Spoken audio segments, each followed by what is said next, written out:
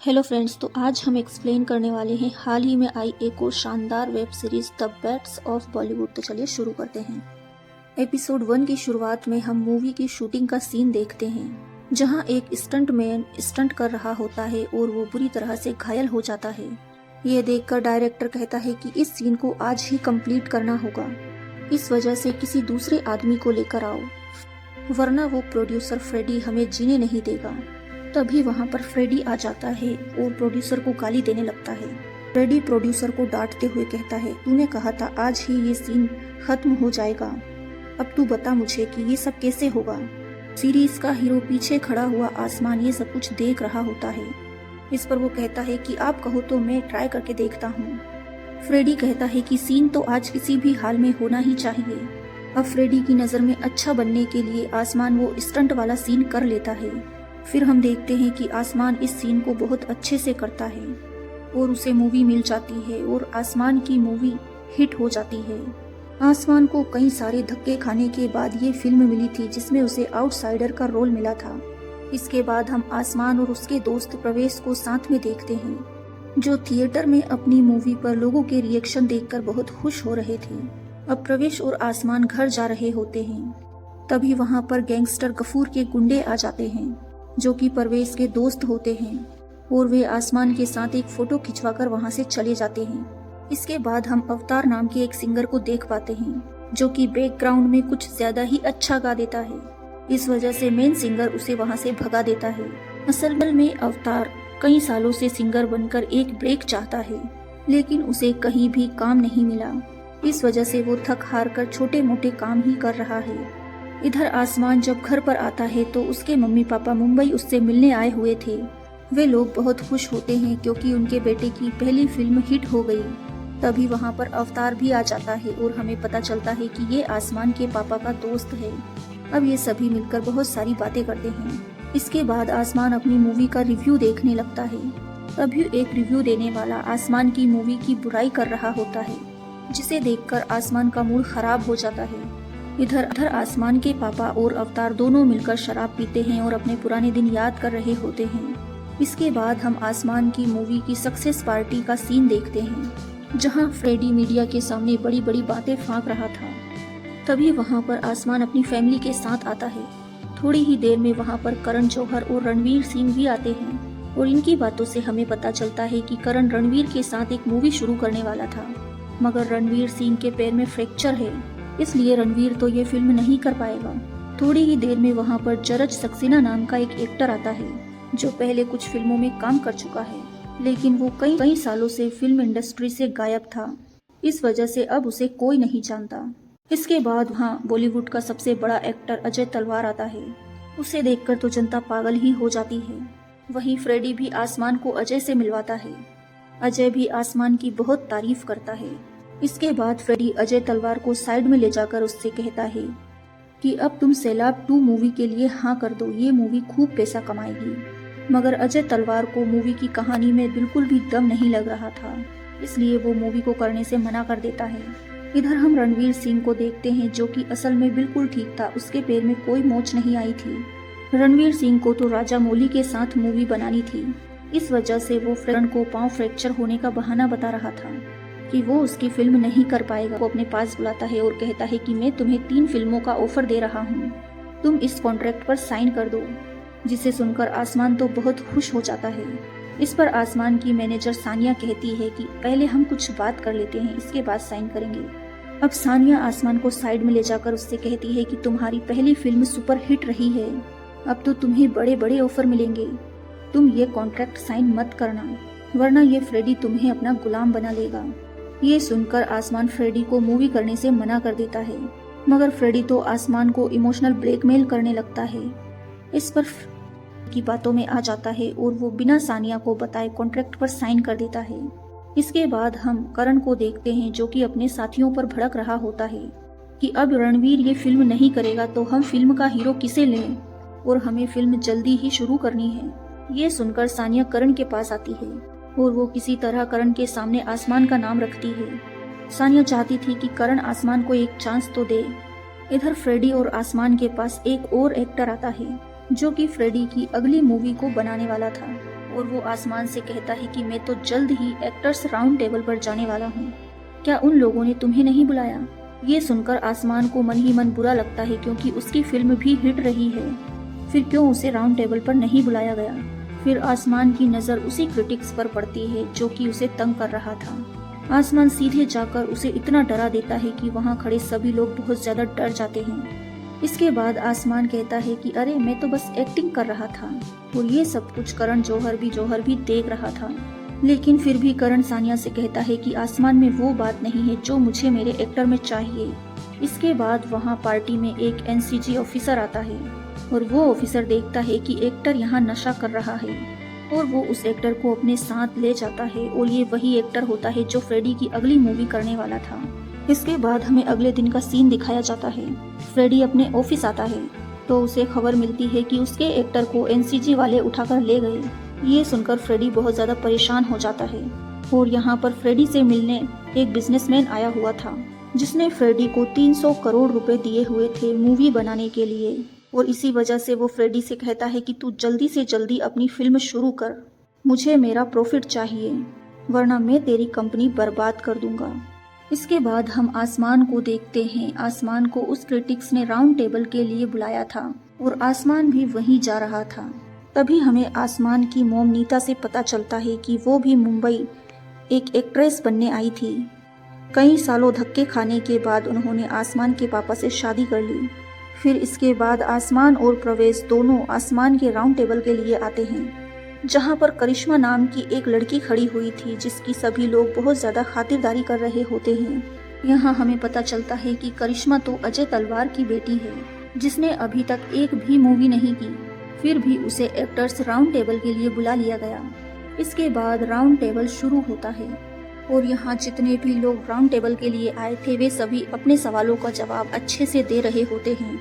फिर जब करिश्मा से सवाल किया जाता है तो आसमान भी बीच में बोल पड़ता है कि इन्हें तो स्ट्रगल कहाँ करना पड़ता होगा। ये सुनकर करिश्मा को बिल्कुल अच्छा नहीं लगता। फिर थोड़ी ही देर में अजय तलवार भी अपनी बेटी का इंटरव्यू देखने आता है और यहाँ अशोक अजय तलवार को अच्छी नहीं लगती। कोई उसकी बेटी से इस तरह से बात करे उसे बर्दाश्त नहीं। हालांकि अजय तलवार किसी के सामने कुछ नहीं बोलता। इसके बाद हम देखते हैं कि आसमान अपने दोस्तों के साथ पार्टी कर रहा था। तभी सानिया के पास करण का कॉल आता है जो कि आसमान की मैनेजर है। करण कहता है कि मुझे आसमान का एटीट्यूड बहुत पसंद आया जो कि उसने राउंड टेबल पर देखा था, इसलिए मैं उसे अपनी फिल्म में कास्ट करना चाहता हूँ। जो सुनकर आसमान बहुत खुश होता है। तभी आसमान के पास फ्रेडी का भी कॉल आता है। फ्रेडी आसमान से कहता है कि तुझे मेरी फिल्म करनी ही होगी क्योंकि मेरे एक्टर को एनसीजी वालों ने पकड़ लिया। ये सुनकर तो आसमान के होश ही उड़ जाते हैं। वो सोचने लगता है कि अब वो किसकी फिल्म पहले करेगा। और अब आसमान ये बात सानिया को भी बता देता है कि उसने फ्रेडी के कॉन्ट्रैक्ट पर साइन कर दिया था, जिसे सुनकर सानिया हैरान रह जाती है। इसके बाद सानिया और आसमान फ्रेडी से बात करने जाते हैं। वो देखते हैं कि वहाँ पर जरज आया हुआ है जिसे फ्रेडी बेइज्जत करके वहाँ से भगा देता है। आसमान सानिया से कहता है कि ये एक्टर इतने धक्के क्यों खा रहा है। इस पर फ्रेडी का मैनेजर बताता है उसका कहना था कि इस एक्टर ने फ्रेडी सर को बिना बताए किसी दूसरे एक्टर की फिल्म साइन कर ली थी और यही रीजन है कि 15 साल से एक भी मूवी फ्रेडी सर ने इसको मिलने नहीं दी। जो सुनकर तो आसमान के होश ही उड़ जाते हैं। अब हिम्मत करके आसमान फ्रेडी को सारी बातें बता देता है। इस पर फ्रेडी भी कह देता है कि तुम करण के साथ मूवी कर लो, हम उसके बाद में साथ में मूवी कर लेंगे, मुझे कोई दिक्कत नहीं है। ये सुनकर तो आसमान तो इतनी आसानी से मान गए। इसके बाद आसमान घर आता है तो उसे अवतार बताता है कि तेरे पापा का लीवर ट्रांसप्लांट करना होगा जिसके लिए नीता घर बेचने वाली है। ये सुनकर तो आसमान के होश उड़ जाते हैं। असल में ज्यादा शराब पीने की वजह से आसमान के पापा का लीवर डैमेज हो गया था।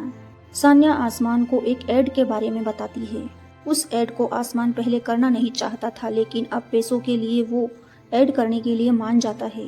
इसके बाद आसमान सीधा करण के ऑफिस आता है अपनी मूवी साइन करने के लिए और यहाँ आसमान को पता चलता है कि करण ने इस मूवी के लिए करिश्मा को चुना है। अब आसमान करिश्मा से उस दिन के लिए माफी मांगता है जब आसमान ने करिश्मा का मजाक उड़ाया था। करिश्मा भी आसमान को माफ कर देती है। इसके बाद करण इन दोनों को फिल्म की स्क्रिप्ट दे देता है। साथ ही वो कहता है कि अब तुम मीडिया के सामने दोनों कपल बनकर रहोगे ताकि हमारी फिल्म ज़्यादा हिट हो। इस पर करिश्मा कहती है कि मेरा तो पहले से ही बॉयफ्रेंड है। करण करिश्मा से कहता है कि तुम्हें मूवी हिट कराने के लिए ये सब कुछ करना होगा। इसके बाद आसमान और करिश्मा करण के ऑफिस से जाने लगते हैं तो वहाँ पर पेप्स खड़े हुए थे। उसी समय करिश्मा का बॉयफ्रेंड तुषार वहाँ आता है और हमें पता चलता है कि तुषार के पापा बिलियनियर है। तुषार करिश्मा को लेने आया था। तभी वहाँ एक फोटो खींचने वाला करिश्मा से कहता है, इतनी सारी सर्जरियां कराने का क्या फायदा जब तुम्हें फोटो ही नहीं खिंचवानी। इस पर आसमान का उस फोटो खींचने वाले से झगड़ा हो जाता है और ये देखकर करिश्मा को बहुत आसमान ने उसके लिए उस फोटो वाले से लड़ाई कर ली। इसके बाद आसमान जाकर वो ऐड कर लेता है। उसी टाइम में आसमान को आमिर खान और राजा मौली एक साथ दिखाई देते हैं, जिन्हें देखकर आसमान वहीं खड़ा रह जाता है। इसके बाद आसमान घर आ जाता है और अवतार उसे अपना नया गाना सुनाता है। तभी वहाँ पर आसमान से मिलने बादशाह आता है और वो कहता है कितना वाहियात गाना है। ये सुनकर अवतार को बहुत बुरा लगता है और बादशाह भी आसमान से मिलकर वहाँ से चला जाता है। इसके बाद आसमान और परवेश भी वहाँ से चले जाते हैं। सानिया अवतार को परेशान देखकर सानिया अपने पास रख लेती है, यानी कि वो इस पेन ड्राइव के साथ कुछ करने वाली है। इधर अजय तलवार करण जौहर से बात कर रहा होता है। वो कहता है कि तूने रणवीर की जगह आसमान को मूवी का हीरो क्यों बनाया। मेरी बेटी किसी नए एक्टर के साथ मूवी नहीं बनाएगी। इस पर करण अजय से कहता है कि ऑडियंस मेरे नाम से मूवी देखेगी, तुम टेंशन मत लो। इधर अजय तलवार अपनी वाइफ से भी यही बात कर रहा होता है। तभी करिश्मा भी वहाँ आ जाती है और वो अपने पापा से कहती है कि करण की बनाई हुई ये मूवी भी हिट जाएगी, तुम टेंशन मत लो। उसी टाइम हम अजय के बेटे स्वामिक को देखते हैं, जो हमेशा अपने पेरेंट्स से लड़ाई करता रहता है और अजय भी उसे बेवकूफ़ ही समझता है। इसके बाद हम देखते हैं कि अजय अपने घर पर अपने मम्मी पापा से मिलने आया है और वो उस एड से कमाए हुए पैसे अपनी मोम को दे देता है और कहता है कि अब तुम्हें ये घर बेचने की ज़रूरत नहीं है। आगे ऐसी कोई भी दिक्कत आए तो मुझे ज़रूर बताना। इसके बाद आसमान अपने पापा से बातें करता है और कहता है कि मुझे करण जौहर की मूवी मिली है और अजय तलवार की बेटी उसमें हीरोइन का रोल कर रही है। ये सुनकर नीता को बिल्कुल अच्छा नहीं लगता। अब ऐसा क्यों है ये हमें मूवी में आगे पता चलेगा। इसके बाद आसमान के पास फ्रेडी का कॉल आता है, जो तुरंत ही उसे ऑफिस बुलाता है। आसमान भी फ्रेडी से मिलने के लिए तुरंत निकल जाता है। इधर फ्रेडी से एक डिजाइनर बहस कर रही होती है, क्योंकि फ्रेडी उसके डिजाइन्स की बेइज्जती कर रहा था। गुस्से में ये महिला फ्रेडी को बहुत ज्यादा सुना देती है, तो फ्रेडी को गुस्सा आ जाता है और वो इस महिला के पेट में जोर की लात मारता है और वो वहीं गिर जाती है। ये देखकर सभी लोग हैरान रह जाते हैं और आसमान भी ये सब कुछ देख लेता है। अब फ्रेडी आसमान से कहता है कि तुम्हें पहले मेरी मूवी करनी होगी, अब तुम करण की मूवी करना भूल जाओ। इस पर आसमान कहता है कि मैं ऐसा कुछ नहीं करूँगा, सर की मूवी करनी है। इस पर फ्रेडी आसमान को कॉन्ट्रैक्ट दिखाते हुए कहता है कि अब तुम मुझे कॉन्ट्रैक्ट साइन किया है, तुम मुझसे मूवी करने के लिए मना नहीं कर सकते। फ्रेडी आसमान को उसके बाप की गाली देता है। इस पर गुस्सा आ जाता है और वो कॉन्ट्रैक्ट फाड़कर फ्रेडी के मुंह पर ही फेंक मारता है। साथ ही वो फ्रेडी को धमकाता है और कहता है तेरे साथ काम करना मेरी लाइफ की बहुत बड़ी गलती थी। आगे हम देखते हैं कि आसमान को सानिया डांट रही होती है। सानिया आसमान से कहती है तू उस फ्रेडी को डरा धमका कर क्यों आया, वो फ्रेडी अब तुझे छोड़ेगा नहीं। इसके बाद ये लोग गोवा के लिए निकल जाते हैं, क्योंकि करण ने वहाँ पर आसमान और करिश्मा की मूवी ट्रेनिंग का प्रोग्राम रखा था। वहाँ जाकर इन्हें पता चलता है कि जो वहाँ ट्रेनिंग देने वाला था वो नहीं आया, इसलिए करिश्मा करण को कॉल करके बताती है। इस पर करण कहता है कि अभी तुम दोनों गोवा में एंजॉय करो, मैं किसी दूसरे कोच को भेजता हूँ। इधर अवतार परेशान बैठा हुआ था, तभी उसे जरज मिलता है और उससे बातें करने लगता है। इधर करण ने करिश्मा और आसमान के लिए एक नया कोच भेज दिया होता है, जो कि इमरान हाशमी होते हैं। उन्हें देखकर तो परवेश पागल ही हो जाता है, क्योंकि वो इमरान हाशमी का बहुत बड़ा फैन था। इसके बाद इमरान हाशमी आसमान और करिश्मा की ट्रेनिंग शुरू कर देता है, ताकि ये दोनों ऑडियंस को एक कपल की तरह लगे। इधर अवतार को अपना गाना सुनाई देता है, जिस पर कुछ लड़के डांस कर रहे होते हैं। तभी अवतार उन लड़कों से लड़ने लगता है, कहता है कि तुमने मेरा गाना चुरा लिया। वो लड़के कहते हैं कि ये तो YouTube पर बज रहा है। साथ ही वो लड़के अवतार से बदतमीजी भी करने लगते हैं। तभी जरज यहाँ आ जाता है और अवतार को उन लड़कों से बचा लेता है। और अब जरज और अवतार दोनों दोस्त बन जाते हैं। अवतार जरज से कहता है कि कितने सालों से तुझे मूवी नहीं मिल रही, क्या तेरा हौसला नहीं टूटा? इस पर जरज कहता है कि अभी तो 15 साल ही हुए हैं, जिंदगी तो बहुत लंबी है, काम मिल ही जाएगा। ये सुनकर अब अवतार भी ठान लेता है कि वो म्यूजिक में वापस कमबैक करके रहेगा। इसके बाद अवतार सीधा अपने रूम पर आता है तो वो देखता है कि सानिया उसके घर पर एडम नाम के म्यूजिशियन को लेकर आई है। सानिया अवतार को बताती है कि मैंने तुम्हारा गाना एडम को दिया था, एडम ने उस गाने में म्यूजिक ऐड करके आज के हिसाब से बना दिया और तुम्हारा गाना आज यूट्यूब पर ट्रेंडिंग 1 में चल रहा है। ये सुनकर अवतार भी खुश हो जाता है और आगे के गानों के लिए एडम के साथ डील कर लेता है, यानी कि अब ये दोनों साथ मिलकर काम करेंगे। इधर आसमान और करिश्मा की ट्रेनिंग जोरों शोरों से चल रही होती है। बहुत दिन ट्राई करने के बाद भी इन दोनों की बॉन्डिंग कुछ खास नहीं होती। इस वजह से गुस्सा आकर इमरान इन दोनों को अकेले छत पर बंद कर देता है। इसके बाद ये दोनों खूब सारी बातें करते हैं और कुछ ही देर में इन दोनों की बॉन्डिंग काफ़ी अच्छी हो जाती है। फिर जैसे ही ये दोनों एक दूसरे को किस करने वाले होते हैं तभी वहाँ पर इमरान आ जाता है और इमरान इन दोनों से कहता है कि अब तुम फिल्म करने के लिए बिल्कुल रेडी हो। इसके बाद इमरान यहाँ से चला जाता है। इधर सानिया आसमान को कॉल करके बताती है कि फ्रेडी ने तेरे लिए बेस्ट लॉयर हायर कर लिया है, अब हमें ये केस लड़ना होगा। जिसे सुनकर आसमान टेंशन में आ जाता है और वो के बारे में पूछता है। इस पर करिश्मा पूरी बात को अच्छे से समझती है और डायरेक्ट करण जौहर को कॉल करके कहती है कि आप आसमान को इस मुसीबत से बचा लो। इसके बाद आसमान और करिश्मा साथ जब खाना खा रहे होते हैं तो करिश्मा के गले में मछली की हड्डी फंस जाती है, जिसे आसमान किसी तरह से निकालता है और ये सब कुछ दूर बैठे लोग फोटो खींच लेते हैं। इसके बाद हम उस बिलियनियर की फैमिली को देखते हैं जो अजय तलवार के घर डिनर करने आई थी। साथ ही तुषार करिश्मा के लिए कुछ गिफ्ट भी लाया था।